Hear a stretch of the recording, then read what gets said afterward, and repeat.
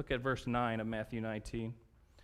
Jesus continues, "And I tell you this, whoever divorces his wife and marries someone else commits adultery unless his wife has been unfaithful." Here in verse 9, we see our third point. God regulates divorce. Since divorce is an unfortunate reality, God has sought to regulate it. And one of his regulations is seen here in verse 9. One allowable reason for divorce, straight from the mouth of our Lord, is adultery.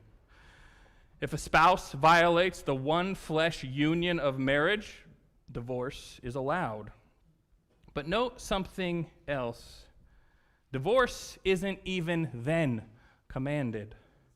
The Pharisees, in the context of Jesus' statement, they are eagerly searching for permissible circumstances to end marriages.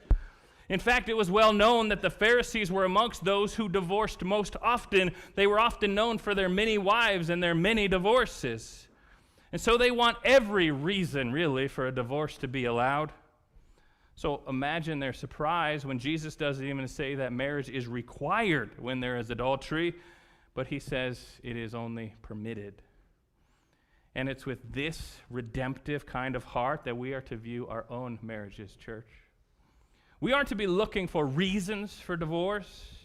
The goal isn't to be looking for loopholes in God's law.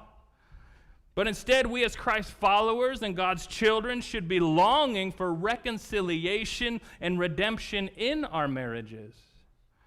If adultery has occurred in your marriage, if you have been cheated on, you are biblically permitted to go. But you don't have to.